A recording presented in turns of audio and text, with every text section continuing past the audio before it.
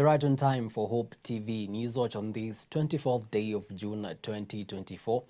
A very good evening to you and welcome to the broadcast. My name is Kimani and signing for us tonight is Boniface Murithi.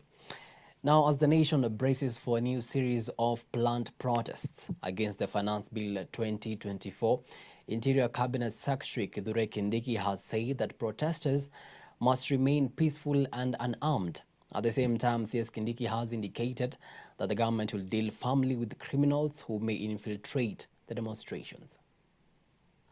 Fellow Kenyans, it doesn't matter whether you're supporting the demonstrators or you're against the demonstrators, we will treat you as a criminal. And we are going to be very firm and very unapologetic because we do not want to interfere with our democracy, but at the same time, this country is the only country we have. And the rule of law is the only thing that puts us together and makes us equal and ensures that the weak and the mighty, the big and the small, the powerful and the weak can exercise their freedoms and feel protected under the law.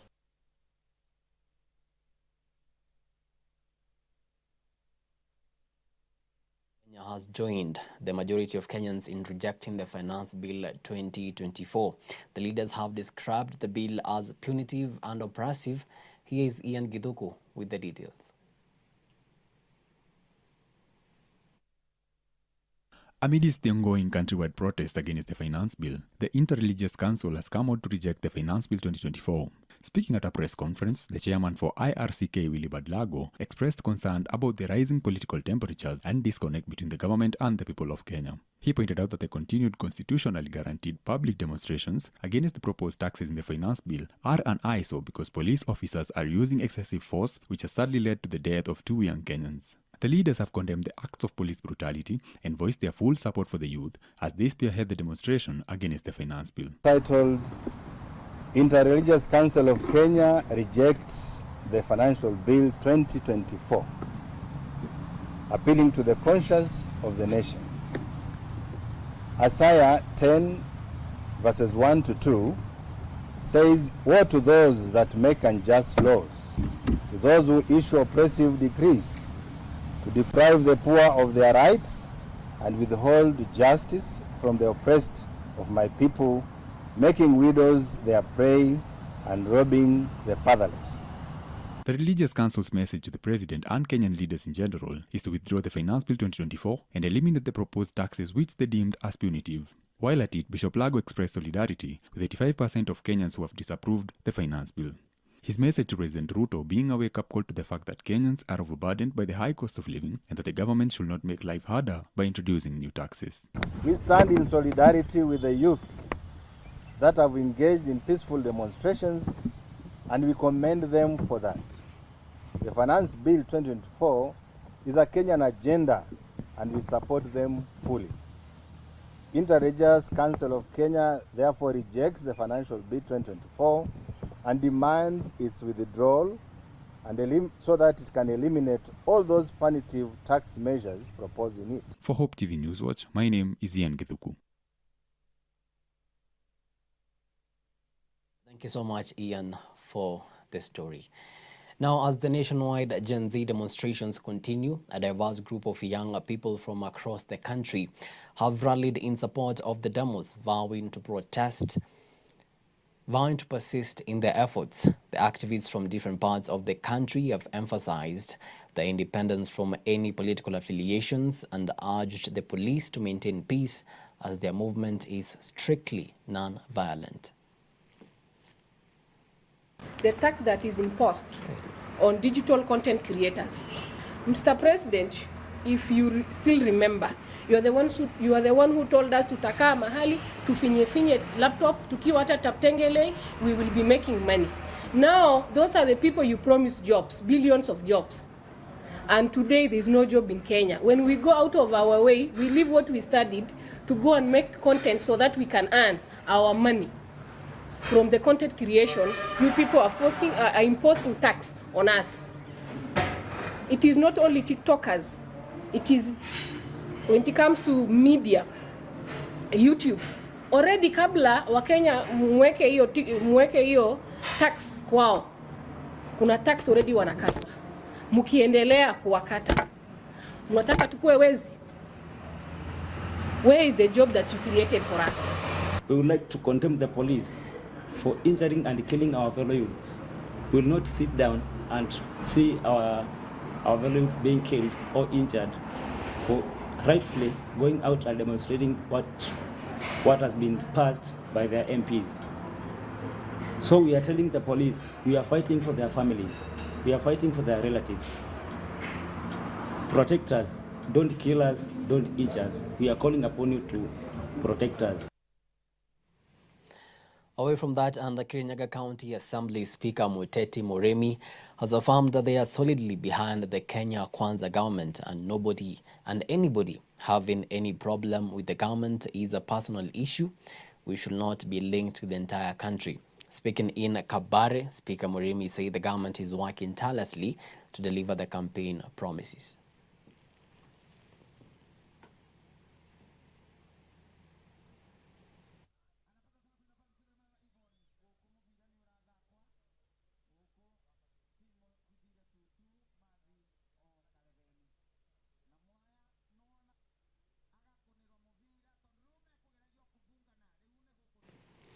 Now, residents of Nkwene Ward in Meru County will now have easy access to healthcare services following the commissioning of a state-of-the-art healthcare facility constructed by the KPC Foundation. The facility was constructed and equipped at a cost of 6.5 million shillings and is expected to enhance access to basic healthcare needs for the 58,000 members of Nkwene Ward community. My name is Martin Makasi. I'm the MCA in Nkwene. This is Meru County, Nkwene Ward, South Imenti. I'm here today to also commemorate a good work that has been done by the Kenya Pipeline in helping the community around here to put up this facility here, which is a level 2 hospital. It has been funded to a tune of 5 million. So we really, as the leader of this area, I appreciate this work. And I ask even other institutions to move out and help the community in this way. My name is Susan Aremi. I come from Gatinya village. I work in the office of the MP as the Deputy Constituency Office Manager. He also came today to see and to join us and to tell our community that we care for them just as the pipeline members are caring for our health within the village. Leo tuko na Kenya Pipeline mashinani, and we are very much humbled that you guys have found the initiative to come and make our people live longer and to experience the better part of their lives being healthy people. Kwa majina ni Dorothy Kenywa, chief wa area hii huko location. Leo ni siku kubwa na ya furaha kwa kufunguliwa hospitali moja hapa, dispensary ya huko MCK, ambayo tulikuwa tumesaidiwa na watu wa Kenya Pipeline. Within huko location hatuna dispensary ingine, hatuna facility ingine ya wagonjwa kutemba tembea, na ni area ambayo iko na population ya watu wengi sana. Hospitali ambayo walikuwa naenda kusaidiwa ni mbali some kilometers kutoka hapa, na ni gharama kubwa hata kwa transport. My name is Moses Mugambi from Aga Khan University Hospital, and we are privileged to be here where Kenya Pipeline Company is commissioning Ukun dispensary. They invited us to come here today as an hospital to offer the health services that we offer in Aga Khan. We decided to come here and offer a free medical camp where we are screening the public. Everyone is open today. Everyone is free to come for this event. Crossing borders now, and the campaign for Rwanda's July 15 presidential election has officially begun. President Paul Kagame was first elected president by parliament in 2000 and re-elected by universal suffrage in 2003, 2010 and 2017. With over 90% of the vote each time, will face Frank Habineza and Philippe Mpayimana in his 2017 opponents. Kagame is seeking re-election following a 2015 constitutional amendment that allowed him to run for 3 more terms. The constitutional changes allowed Kagame to run for a 7-year third term in 2017. The amended constitution, however, reduced the presidential term limits to 5 years from 2024.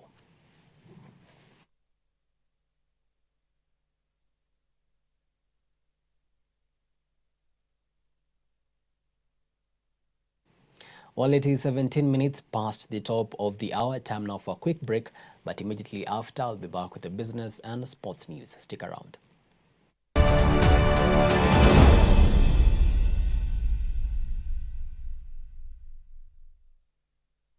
Thank you for choosing Hope TV, the channel that brings you hope, entertainment, and inspiration. We value you and would like to serve you better. Talk to us by scanning this QR code on your screen or go to our social media page at Hope TV Kenya and click on the survey link by the name Hope TV Survey. It will just take a few minutes but means the world to us. We value your feedback. Hope TV, look and live. Hope TV is where you look and live, with an excellent selection of the best Christian programming consisting of local and international content, of inspirational stories, talk shows, Bible commentary, youth, health shows, children entertainment, contemporary gospel music, extended times of worship, live broadcast, news, movies, drama, Christian ministry programs, and so much more. Hope TV is another quality service from Christ is the Answer Ministries, with over 45% of authentic and credible local content every week. Hope TV is a sister station to Hope FM, Kenya's leading Christian radio station, with footprints across the country. Tune in to Hope TV, where you look and live.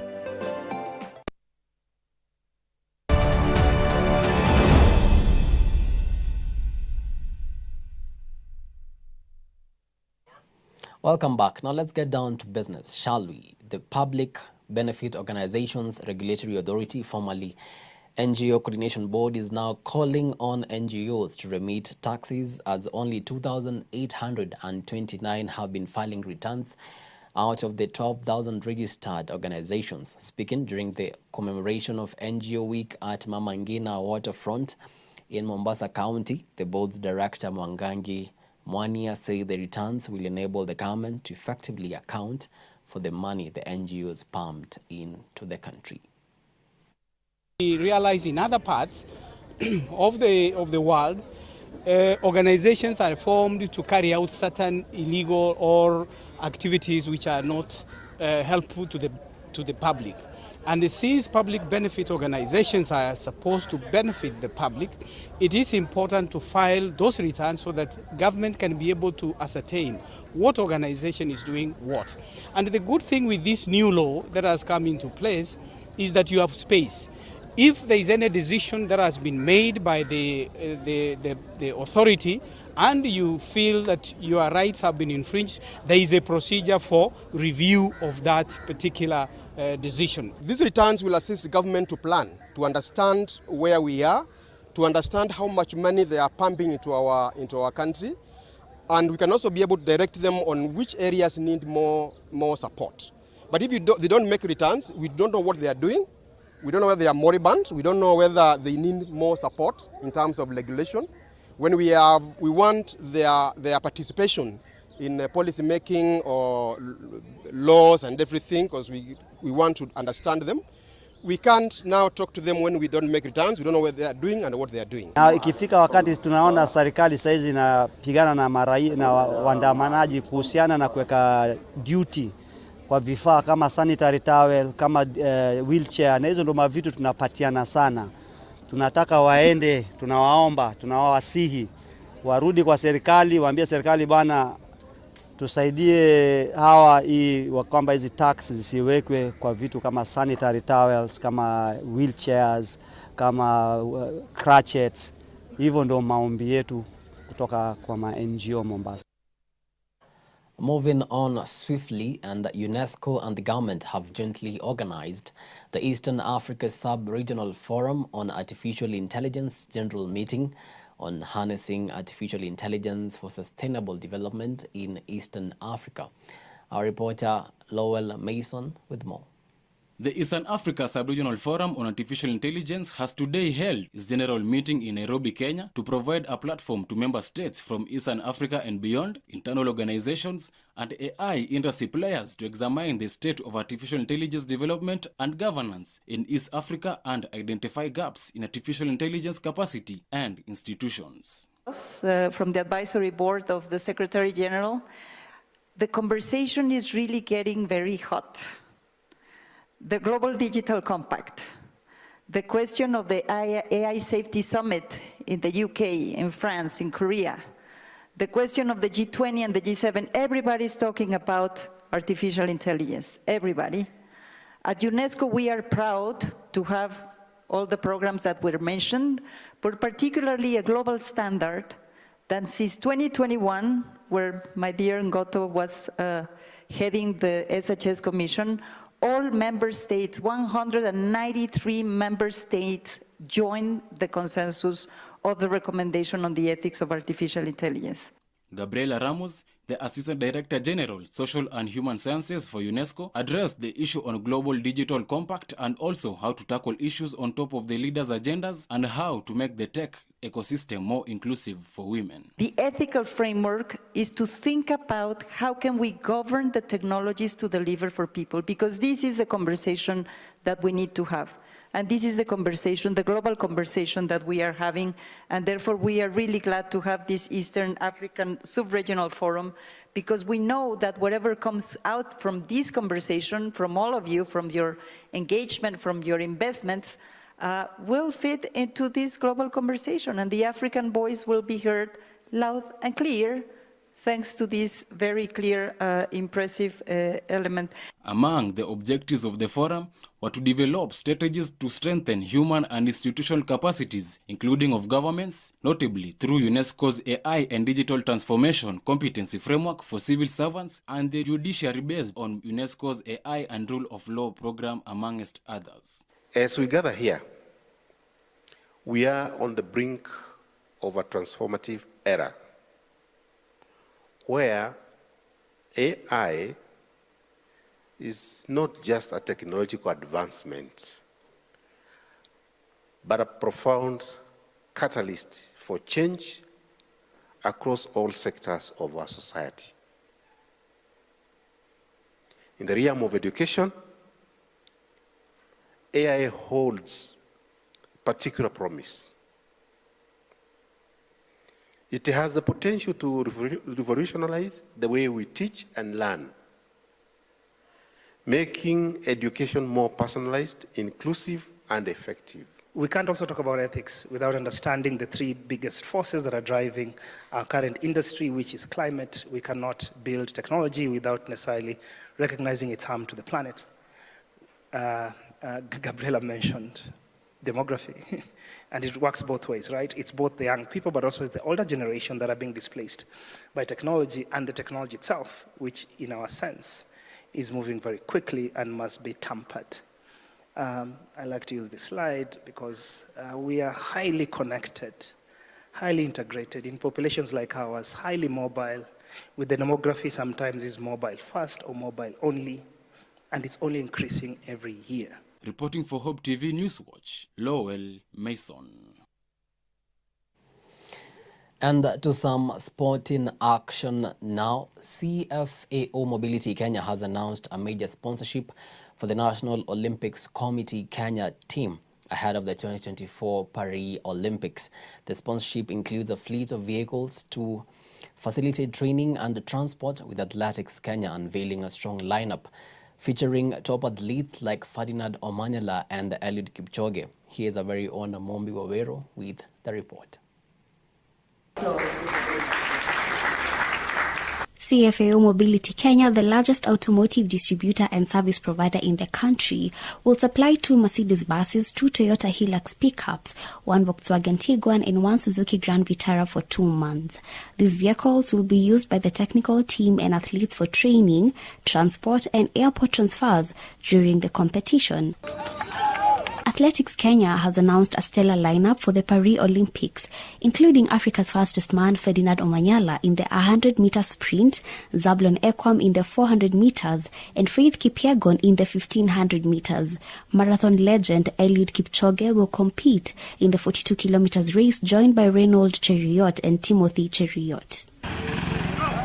National Olympics Committee of Kenya President Paul Tegat highlighted the importance of this corporate support in ensuring the team's success and rigorous preparation. So I want to say to CFAO, thank you very much from the bottom of my heart for coming in this critical juncture to see to it that we support these sportsmen who are going to represent us, 50 plus Kenyans in Paris. And it's a privilege for all of us. Thank you very much. Speaking during the signing-in ceremony, Managing Director Arvinda Reel expressed pride in supporting the Olympic team, aligning the sponsorship with the company's commitment to excellence and athletic achievement. He also emphasized that providing a conducive environment for preparations will enable Team Kenya to perform well in the upcoming Olympics. Today we are here as a CFAO Mobility gives the sponsorship of 6 vehicles, which are 2 Mercedes buses, 2 Toyota vehicles, 1 VW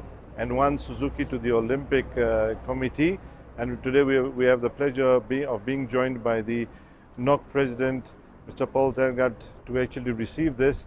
We believe in supporting sports within the country because we actually believe that it is important for our team to be able to move from one destination to the other seamlessly and make sure that we can actually win the gold for our country. The NOC Kenya President Paul Tegat praised the sponsorship, noting that it addresses the logistical challenges faced in transporting athletes to training camps. Today is a very critical moment for us, especially as a National Olympic Committee. We have only 1 month to go before the Olympic Games in Paris, and we are really honored and privileged to have one critical partner who have come in to support us in terms of the buses and the cars that you are seeing here today.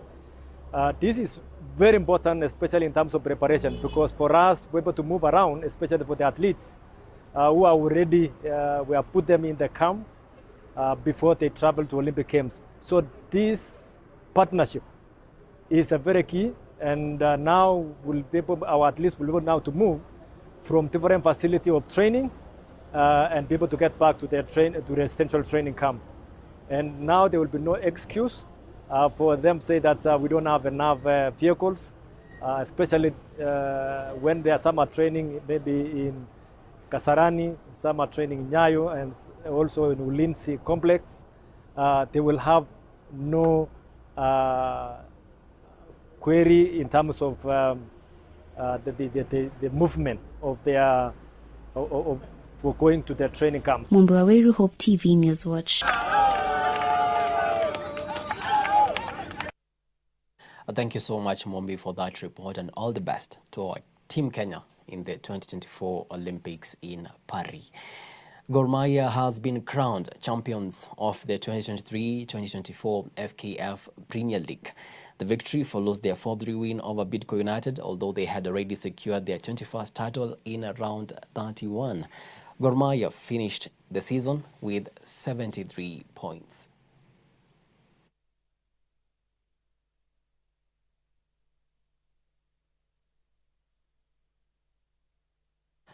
Only that, we come to the end of our news tonight. Many thanks to you for making time to watch Hope TV Newswatch. We really do value and appreciate your time for this. And on behalf of the amazing team, we want to wish you a blessed night. My name is Kimani, and signing for us tonight was Boniface Moredi.